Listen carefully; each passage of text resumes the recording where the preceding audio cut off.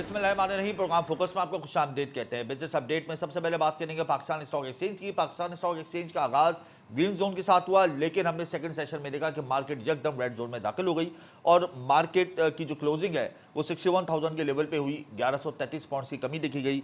Intraday high की अगर मैं बात करूं, 100 इंडेक्स की तो 62,394 का लेवल रहा। इंटरडे लो में 100 इंडेक्स 60,926 के लेवल पे रहा। ओवरऑल 84 कंपनीज के शेयर्स में हमने इजाफा देखा, 236 कंपनीज के शेयर्स में हमने कमी देखी। मजमूई तौर पे 340 कंपनियों के शेयर्स में लेन देन हुआ। सिर्फ 34 करोड़ 40 लाख शेयर्स का लेन देन हुआ।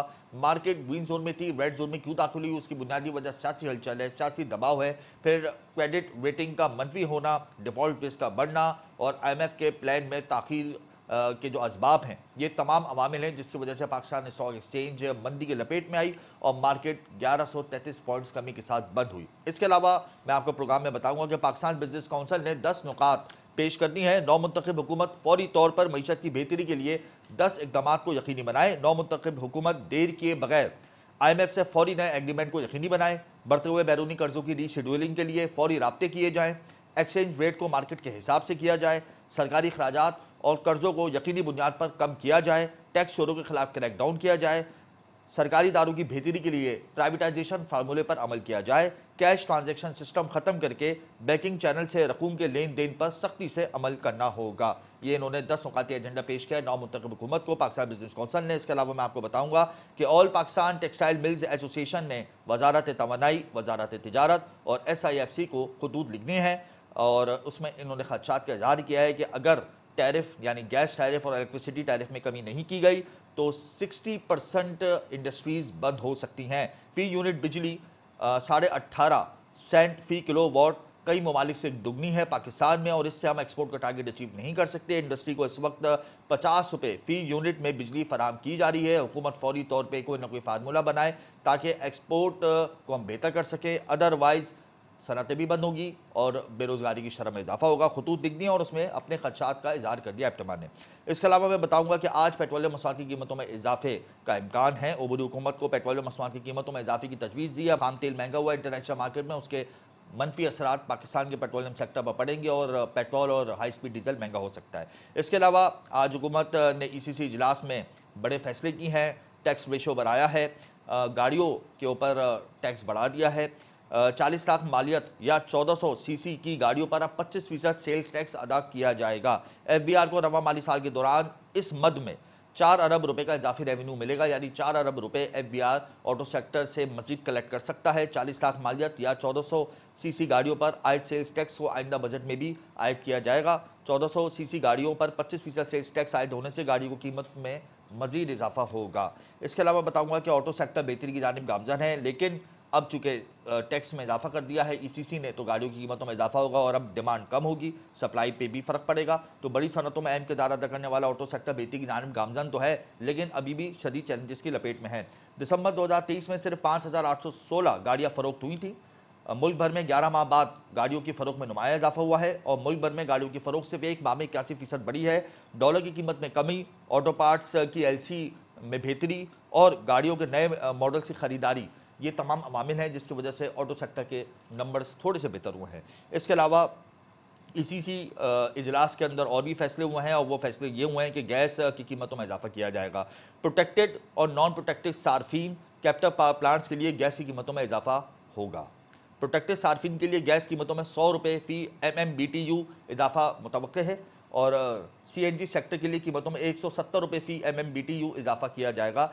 इससे हमारे जो टेक्सटाइल सेक्टर है या इंडस्ट्रियल सेक्टर है उनको मजीद मुश्किलात का सामना होगा और जाहिर सी बात है जब डोमेस्टिक सार्फिन जिनको पहले ही गैस इतनी महंगी मिल रही है, अब गैस मजीद जब महंगी होगी तो उनकी ज़िंदगी पर भी मनफी असरात मुरतब होंगे। और इसके अलावा ECCP का गैर कानूनी पर्सनल ऐप्स के खिलाफ क्रैकडाउन का सिलसिला जारी है। Security and exchange commission of Pakistan ने मजीद 8 गैर कानूनी ऐप्स की निशानदही की है। SECP, FIA और PTA के ताउन से internet, Google app play store से 132 गैर कानूनी ऐप्स को ब्लॉक किया गया है। ये 132 गैर कानूनी ऐप्स लोगों के जो फाइनेंशियल डाटा है उन तक पहुँचती थी और पे फ्रॉड करती थी सोशल नेटवर्किंग के जरिए। इस हवाले से ये तीनों इदारे मुतारिक हो गए हैं और ब्लॉक्स किए 132 ऐप्स को और मजीद 8 ऐप्स की निशानदेही की है। इस हवाले से क्रैकडाउन का सिलसिला जारी है। गैस की कीमतों में इजाफा होने जा रहा है। पाकिस्तान बिजनेस काउंसिल ने 10 नुकात पेश कर दिए हैं। ऑटो सेक्टर के नंबर्स बेहतर आए हैं। हमारी टेक्सटाइल एक्सपोर्ट गिरेगी क्योंकि टैरिफ दिन ब दिन बढ़ रहा है, मजीद गैसी कीमतों में इजाफा हो रहा है। इसके अलावा ECC ने जो अहम इकदाम उठाए हैं, ऊपरी हुकूमत ने जाते जाते मजीद गैस का बम गिरा दिया, फिर पेट्रोलियम मसवाद की कीमतों में भी इजाफा होगा। इन तमाम पॉइंट्स को हम तफसीली डिस्कस करेंगे, लेकिन यहाँ वक्त एक ब्रेक का, हमारे साथ रहिएगा।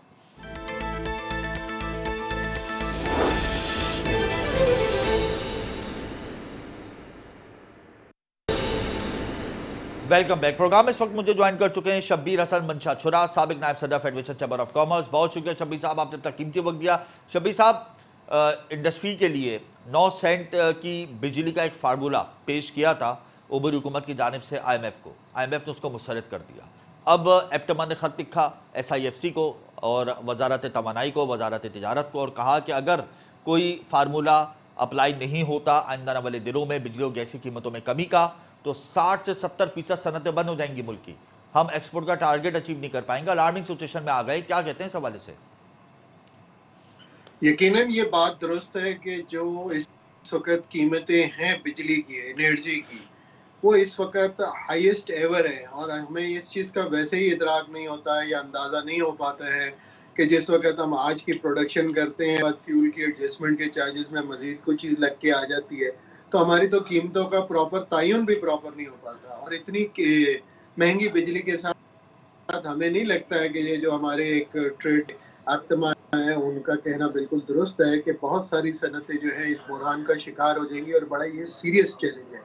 लेकिन इसके साथ साथ हमें ये भी लगता है कि इसको हल के लिए कोई कौमी एजेंडा बनना चाहिए था, और कौमी एजेंडे के मुताबिक तमाम स्टेक होल्डर, जो कि 9 सेंट वाली बात भी आई और उसके अलावा भी आई, उस कौमी एजेंडे के साथ साथ IMF को भी ऑन बोर्ड लिया, सर्कुलर डेट्स के ऊपर काम होता।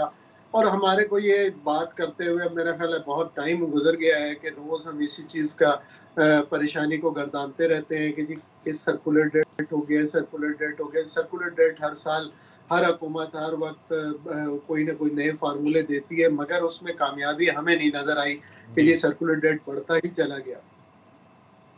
शब्बीर साहब, अब इसका हल क्या है? फेडरेशन चैम्बर ऑफ कॉमर्स के ऊपर बड़ी जिम्मेदारी आयद हो जाती है। सबसे बड़ी अपेक्स बॉडी है पाकिस्तान की, बिजनेस कम्युनिटी को रिप्रेजेंट करती है। फेडरेशन चैम्बर ऑफ कॉमर्स, सेप्टेमा, ये सब तो मुस्तकिल अप्रोच कर रहे हैं हुकूमत को, लेकिन कोई रिलीफ ही नहीं मिल रहा। तो क्या इंडस्ट्रीज बंद करने का एक वाहिद हल मौजूद है सनतकारों के पास, या फिर अपना सरमाया बाहर ले जाने का एक फार्मूला है? क्या होगा क्या अब आइंदा वाले दिनों में? ये इंडस्ट्री बंद करने वाली बात तो यूं समझ लें कि पूरे के मुल्क को जाम करने वाली बात है, अनएम्प्लॉयमेंट पे जाने वाली बात है, मुल्क के लिए एक बुरानी कैफियत हो जाएगी। ये तो एक वाकई बहुत ख़तरनाक सी बात है, जिसको हमारी ख्वाहिश है कि अल्लाह पाक हमारे को इस चीज़ों से महफूज फरमाए। लेकिन इस चीज़ को समझने की ज़रूरत है कि जो इस वक्त इस्लामाबाद में बैठे हुए अफसरान हैं वो मामलात को समझने की कोशिश करें और उन चीज़ों के हल के लिए कोई एक नेशनल ग्रैंड कॉन्फ्रेंस होनी चाहिए, जिसमें उस दिन तक ये कॉन्फ्रेंस चलनी चाहिए। तमाम शोबे के तमाम स्टेक होल्डर्स इसमें शामिल होने चाहिए। IMF के भी जो तहफ़्फ़ुज़ात हैं उसको भी इसमें एड्रेस होना चाहिए, और उसके साथ साथ जो इंडस्ट्री जिन चैलेंजेस से गुजर रही है उस चीज़ को भी इसको एड्रेस होना चाहिए। तो इन तमाम मामलात के साथ एक 2, 3, 4 रोज़ा जब तक इसका सोल्यूशन ना कोई किसी चीज़ पे निकल सके, उसकी कंटिन्यूड कॉन्फ्रेंस होनी चाहिए और उसके अंदर बैठ के कोई इसका लायमल बनना चाहिए।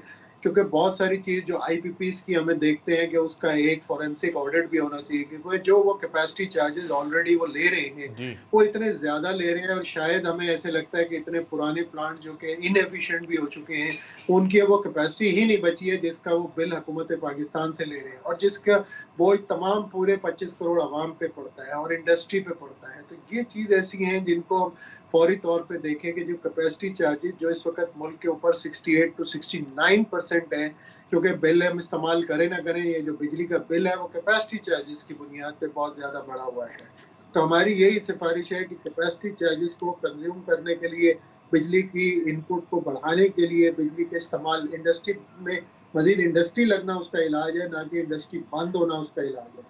क्योंकि हमारे एक ख़ास सा फिनोमेना है कि ये होम कंजम्पशन में बहुत बल्क होती है, इंडस्ट्रियल कंजम्पशन बहुत लिमिटेड होती है। तो हमें सस्टेनेबल ये जो बिजली है लॉन्ग टर्म के समर्स में और विंटर्स में दोनों के यूजेज में फर्क, हमारे को ये चीज़ इंश्योर करनी है कि विंटर में भी उसी तरह बिजली का इस्तेमाल रहे जो कि एक्चुअली बिजली मुल्क की रिक्वायरमेंट है या हमारी कैपेसिटी है। तो दोनों पार्ट में इसको देखने की ज़रूरत है। शब्बीर साहब, अब इलेक्शन हो गए, इलेक्शन के नताइज पर हम देखने के बड़े मसाइल खड़े हो गए हैं, और इससे जो मखलूत हुकूमत है या अक्सरियत हुकूमत है वो कब आएगी, कब वो स्क्रीन पर बैठेगी, कब वज़ीर आज़म हल्फ लेंगे, कब हम IMF के पास जाएंगे, कब हमारा डिफ़ॉल्ट रिस्क कम होगा। मूडीज़ ने भी खतरे की घंटी बजाती है, ब्लूमबर्ग ने भी खतरे की घंटी बजाती है। तो अगर हम मज़ीद ताख़ीर का शिकार ऐसे ही होते रहेंगे तो हम तो बैंकरप्सी की तरफ भी चले जाएंगे। क्या कहेंगे आप इस हवाले से? यकीनन आने वाले चैलेंजेस बहुत ही ज़्यादा हैं, क्योंकि हम ये देख रहे हैं कि इस फिस्कल ईयर में हमारे ये जो आउटवर्ड रिमेन जो कि हमारे को बाहर बैरून मुल्क अदायगियाँ करनी है डॉलर में, वो पिछले मुल्कों से पिछले सालों से भी ज़्यादा है, और उनकी रीस्ट्रक्चरिंग उस तरह से नहीं है। हमें ऐसे लगता है कि लार्ज स्केल पे एक लॉन्ग टर्म IMF की पॉलिसी, क्योंकि ये जो अभी भी हमारा जो बना था सारा का सारा IMF के साथ स्टैंड बाय अरेंजमेंट था, वो पार्शल था, स्टैंड बाय था। हमारे को एक प्रॉपर लॉन्ग टर्म उसके अरेंजमेंट के अंदर जाने की ज़रूरत है, और उसके अंदर हमें ये भी देखना है कि हमारी इंडस्ट्री भी उसमें इस दौरान में कॉम्प्रोमाइज़ ना हो, हमारा कंज्यूमर भी उसमें जो है ना इसमें ना पिसे। तो ये बड़ा बहुत ही चैलेंजिंग सिचुएशन है जो आने वाली हुकूमत को हम देख रहे हैं। जी। एक तरफ तो पेमेंट का दबाव है, दूसरी तरफ हमारे पास जो इखराजात है और हमारे आमदन है उसमें तवाज़ुन नहीं है, फिर एक फिस्कल डेफिसिट का है, और इस वक्त जिस हालात या फिर इस वक्त फाइनेंशियल मार्केट गुजर रही है कि इंटरेस्ट रेट्स का जो हाल है उसमें बड़ी तकलीफ है। आखिर में ये बता दें कि पाकिस्तान बिजनेस कौंसिल ने भी 10 औकाती एजेंडा पेश कर दिया है नामुंतखब हुकूमत के लिए, और कहा है कि फौरी तौर पे आप मौसी इस्लाहत करें। तो इस पर आपकी क्या राय है? क्या नामुंतखब हुकूमत फौरी तौर पे मौसी इस्लाहत करने के काबिल होगी, या उसके बाद तो सिर्फ एक ही उसका टास्क होगा कि हम फौरी तौर पर IMF के पास जाएँ? तो उसके बाद तो उतना टाइम ही नहीं होगा। जी हाँ, आपकी बात दुरुस्त है कि इतना टाइम नहीं होगा कि वो IMF में जाना ज़रूरी है। लेकिन इसके साथ-साथ हमारी कम से कम इस हुकूमत से एक ख्वाहिश होगी कि एक कौमी एजेंडे के तौर पे एक बात को कम से कम अडॉप्ट कर लिया जाए, जो इस्लाहात की जा रही हैं या कुछ ऐसे इकोनॉमिक एजेंडा है, वो असेंबली से कोई कानून ऐसे पास करवाए जाएँ कि जो आइंदा आने वाले 15 सालों के लिए एक मुस्तकिल लॉन्ग टर्म पॉलिसी दे दी जाए, जिसकी हम हमेशा से कहते हैं, और जिसके अंदर कोई भी गवर्नमेंट आए, कोई भी गवर्नमेंट जाए, नई गवर्नमेंट हो, पुरानी हो और उसके बाद आने वाली हो, ताकि मुल्क के एक तसलसल के साथ चले, इंडस्ट्रियलाइजेशन हो, जिसकी वजह से एम्प्लॉयमेंट क्रिएट हो जी। और हमारी एक्सपोर्ट्स और हमारे जो है दूसरे मामला बेहतर हो सके। बहुत शुक्रिया शब्बीर साहब, आपने अपना कीमती वक्त दिया। कोई भी हुकूमत आए उसको लॉन्ग टर्म पॉलिसी बनानी होगी ताकि कारोबारी पहिया तसलसल के साथ रवा दवा रहे। बहुत अच्छी बात कही शब्बीर साहब आपने, लेकिन क्या हुकूमत की तरजीहात में लॉन्ग टर्म पॉलिसी होगी या IMF के प्लान में जाना होगा, ये तो आने वाला वक्त ही बताएगा। यहाँ वक्त एक ब्रेक का, हमारे साथ रहिएगा।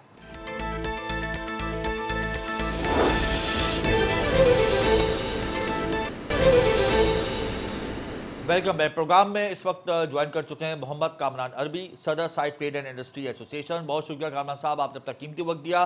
60 से 70% सनतें बंद होने का खदशा पैदा हो गया है। एप्टेमा ने वार्निंग जारी कर दी है, सनतें नहीं चल सकती इतनी महंगी बिजली और इतने महंगे गैस के नरखों के साथ। इस हवाले से क्या कहेंगे आप?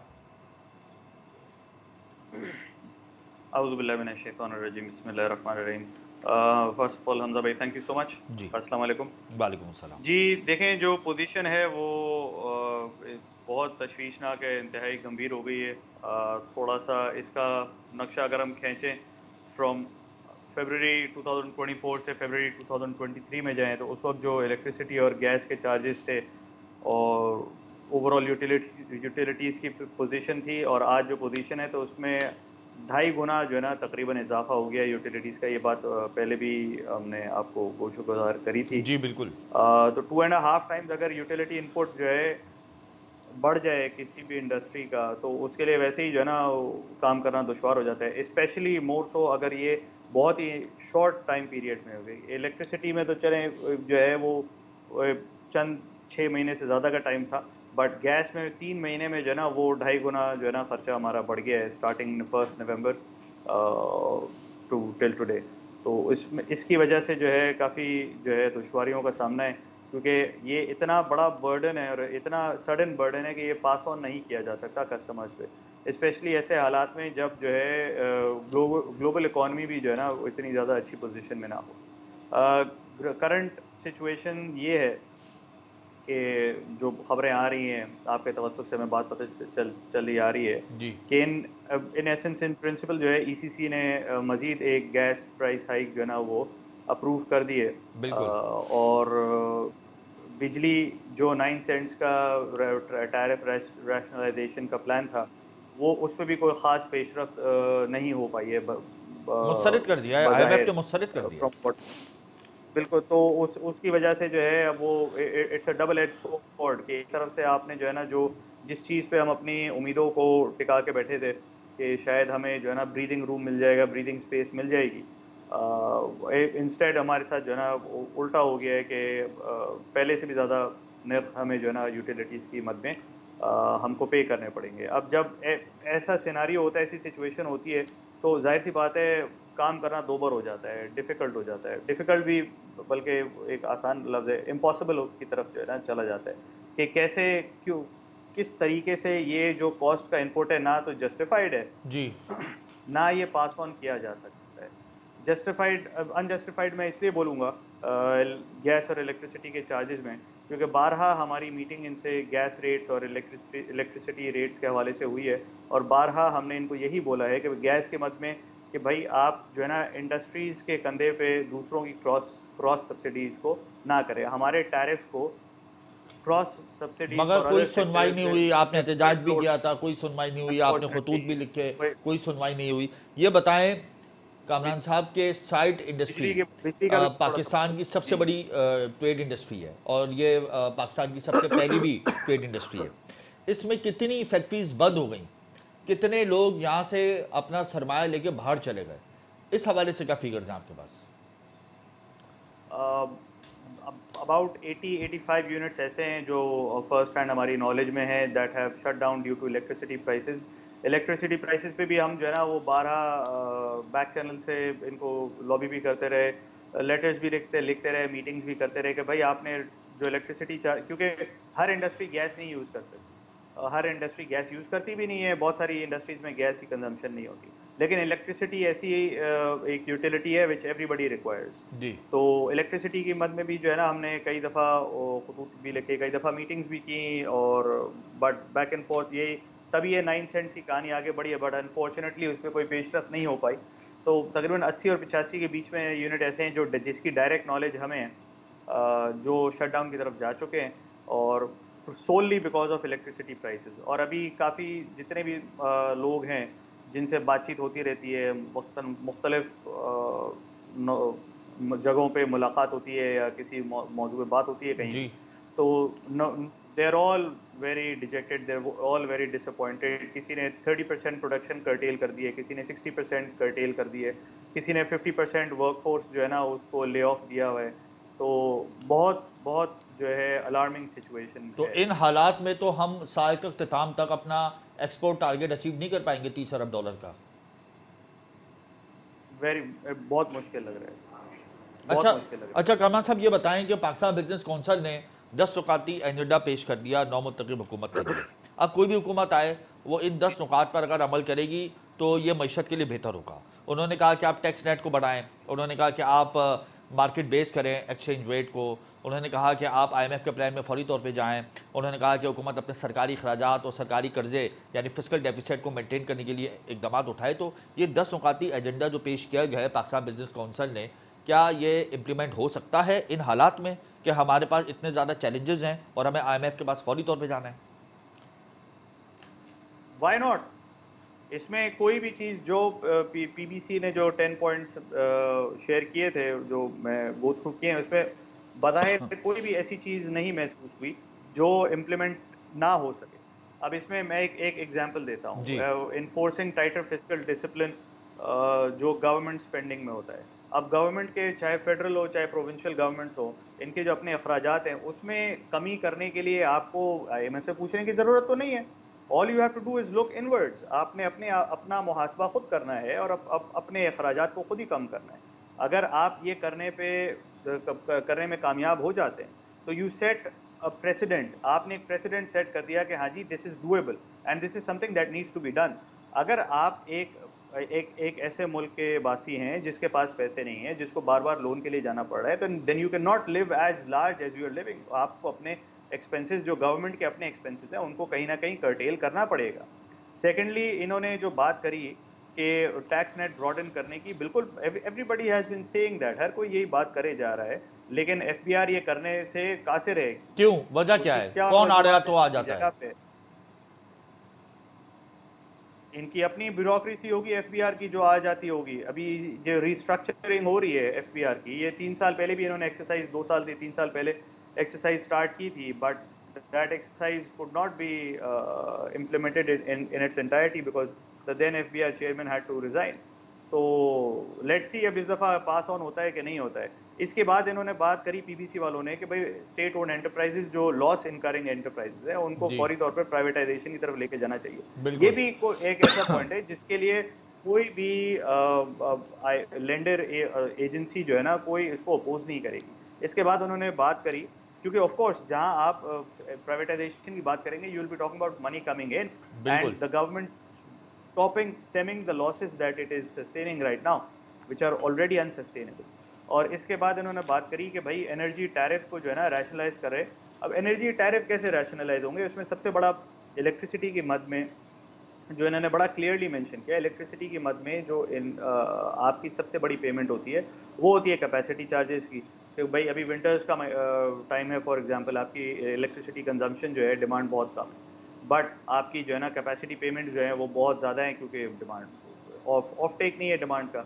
तो that is something that everybody has been talking about, but the government has not been doing और has been reluctant to take up के आईपीपीज़ के साथ जो इनके कॉन्ट्रैक्ट्स हैं, जो कैपेसिटी चार्जेस पे उसका सर-ए-नौ जायजा होना चाहिए, जो आईपीपीज़ के जो कॉन्ट्रैक्ट हैं। बिल्कुल सही कह रहे हैं, बिल्कुल। अच्छा कामरान साहब, नौ मुंतखब हुकूमत को अनगिनत मुआशी मसाइल का सामना होगा।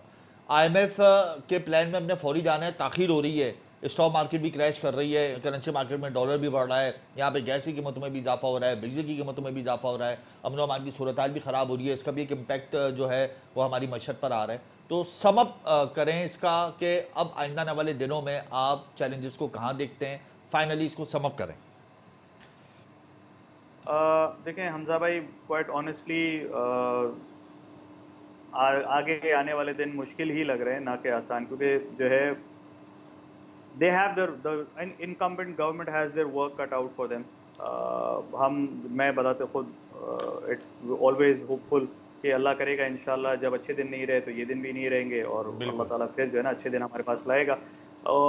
ज़रूरत किस चीज़ की है? ज़रूरत अभी इस चीज़ की है कि इन एवरीबडी हैज़ टू रियलाइज़, हर किसी को इस बात का इस्तेज़ार होना चाहिए कि हमारी बका जो है वो इसी मुल्क से है, और हमारी मईशत चलेगी तो सबका पहिया चलेगा, अगर मईशत रुकेगी तो फिर सबका पहिया रुकेगा। मईशत चलेगी तो सबका पहिया चलेगा, मईशत रुकेगी तो सबका पहिया रुकेगा।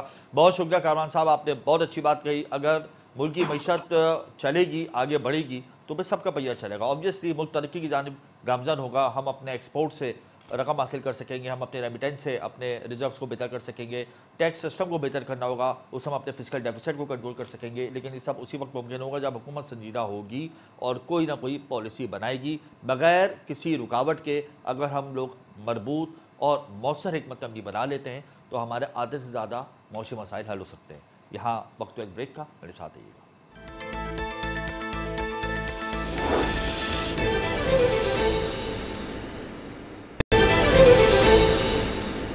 Welcome back. प्रोग्राम में इस वक्त हमें ज्वाइन कर चुके हैं आसिफ समसम, चेयरमैन आबाद हैं। बहुत शुक्रिया आसिफ साहब, आपने अपना कीमती वक्त दिया। नौ मुंतखब हुकूमत कोई भी होगी उसके लिए मौसी चैलेंजेस बहुत ज़्यादा हैं। क्या समझते हैं, कंस्ट्रक्शन सेक्टर को कोई रिलीफ मिलने का इम्कान है, या नौ मुंतखब हुकूमत की तरजीहात पे भी कंस्ट्रक्शन सेक्टर नहीं होगा? बिस्मिल्लाहिर्रहमानिर्रहीम, बहुत शुक्रिया जी।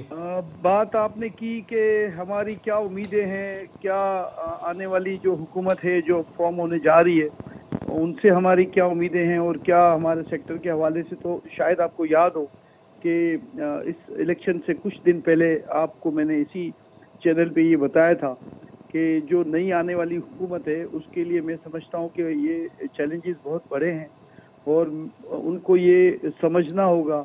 उनको सबसे पहले तो ये समझना होगा कि कौन से सेक्टर्स हैं हमारे मुल्क में जो रोजगार जनरेट कर सकते हैं, जो टैक्स जनरेट कर सकते हैं, जो जो एक्टिविटी लोकल इंडस्ट्री को चलाने के लिए जनरेट कर सकते हैं, अगर उन्होंने भी इसी तरह जो इससे पहले निगरान हुकूमत की जब मैं बात करता हूं तो मैं हमेशा ये कहता हूं कि कुछ रिलीफ हमें इस सूरत में मिला कि जो हर्डल्स थी, मैं ये सूरत इसलिए कह रहा हूं कि जो हर्डल्स थी वो दूर हुई, उन हर्डल्स में कमी आई। कौन सी हर्डल दूर हुई? 70 का टैक्स दूर नहीं हुआ, टैक्सेस मजीद लग गए, सीवीटी के टैक्सेस मजीद लग गए, कंस्ट्रक्शन सेक्टर और रियल एस्टेट सेक्टर जबू वाली की जानिब गामजन हो गया। कौन सी हर्डल्स आपकी दूर हुई हैं?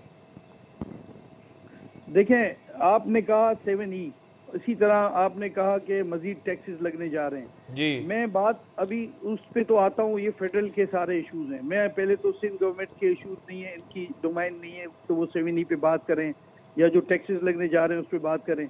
उस टैक्सेस की जब हम बात करेंगे तो मैं फिर आज ये दोहरा देता हूँ इस बात को कि बड़ा स्ट्रांगली कंडेम किया हमने कि अगर आप 7E नहीं हटाएंगे, ये थ्रेट है हमारी इंडस्ट्री पे।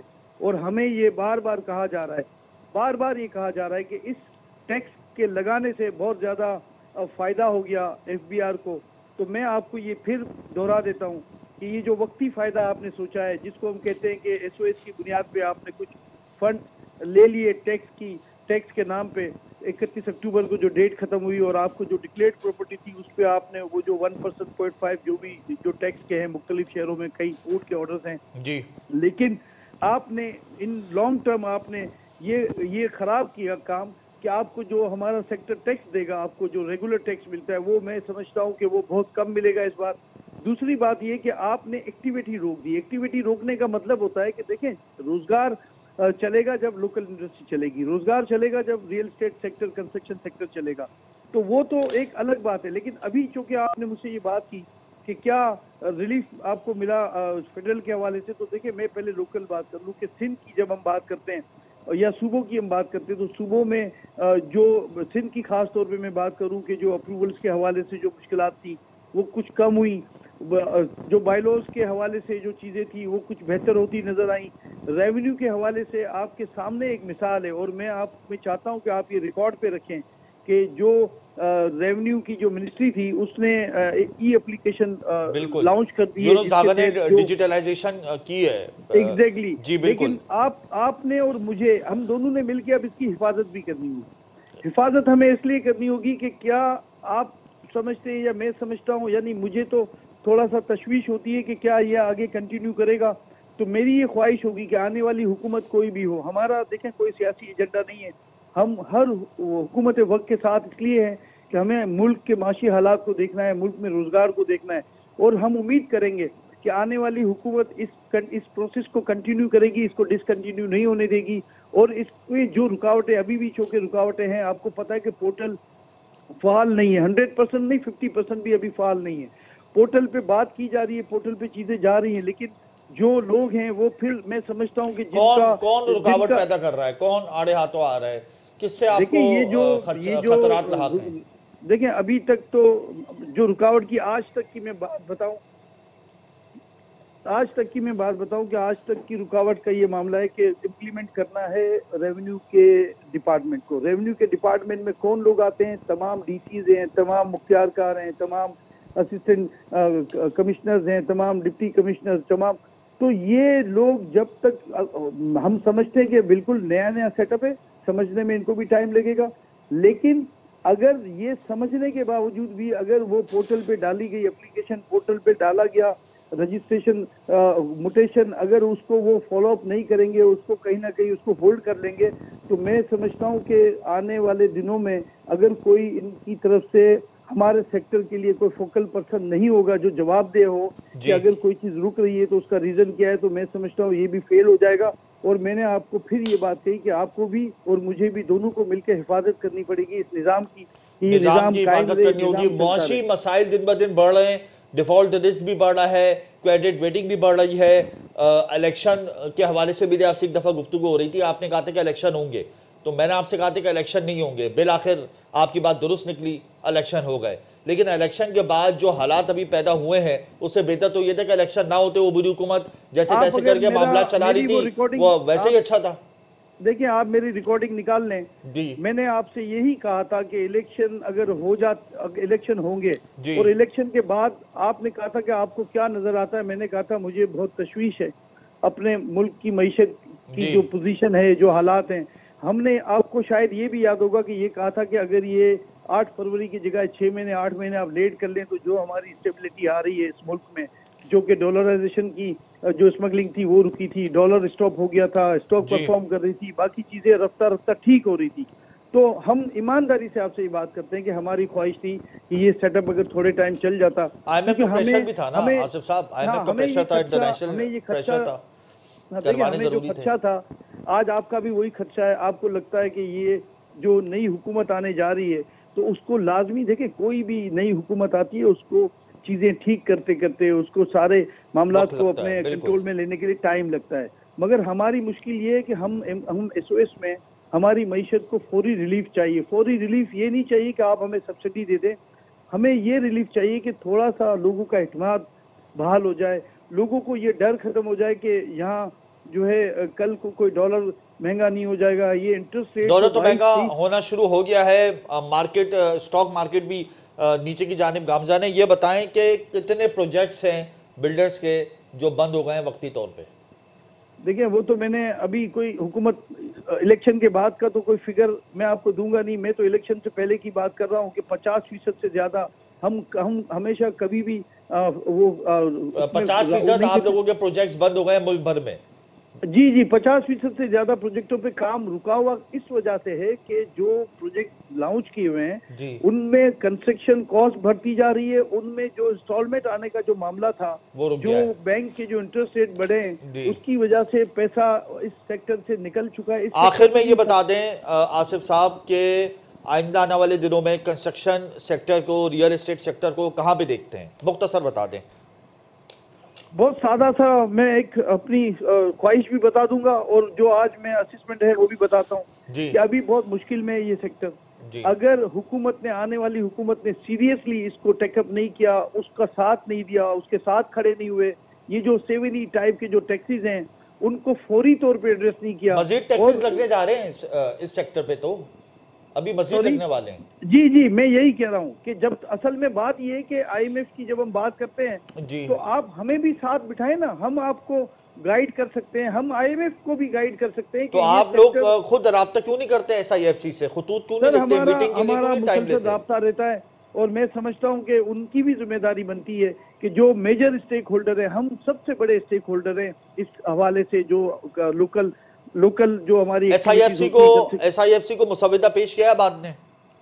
देखिए अब ये तो उनके एंड पे, उन्हें पता है कि कौन लोग स्टेक होल्डर हैं। वो टेक्सटाइल वाले तो उनके साथ हैं, बाकी सेक्टर भी साथ हैं, लेकिन मैं नहीं समझता कि अभी तक उन्होंने इस सेक्टर को जो है वो कोई, ना हमें दावत मिली है, ना वो अगर वो बुलाएंगे हमें, वो हमसे बात करेंगे तो हम इस काबिल हैं कि हम IMF को भी ये गाइड, हम इसमें उनको बता सकते हैं कि इनके टैक्स लगने से गरीबों को नुकसान हो रहा है, गरीबों वैल्यू एडेड सेक्टर है और इसमें मजीद टैक्स लगेगा, तो जाहिर सी बात है ये ज़बू वाली की जानिब गामजान होगा। बहुत शुक्रिया आसिफ साहब, आपने अपना कीमती वक्त दिया। SIFC अगर बुलाए तो आबाद की नुमाइंदगान जरूर जाएंगे, मशवरे देंगे, मुसविदा पेश करेंगे। वैल्यू एडेड सेक्टर है, construction sector, real estate sector, अगर इस पर मजीद टैक्सेस लगेंगे तो यकीनन ये सेक्टर बड़ी तेज़ी की जानिब नीचे जाएगा। और वैसे इस सेक्टर के अंदर बहुत ज़्यादा चैलेंजेस खड़े हो गए हैं, 7E टैक्सेस और दीगर टैक्सेस में इजाफा हुआ है, उस हवाले से बहुत ज़्यादा तेजी से ये सेक्टर नीचे आया है, जबकि ओवरसीज़ पाकिस्तानियों ने भी कंस्ट्रक्शन सेक्टर से मुंह मोड़ लिया है। आसिफ समसम जो चेयरमैन आबाद, उनका कहना है कि हुकूमत जो भी आए नई, उसको चाहिए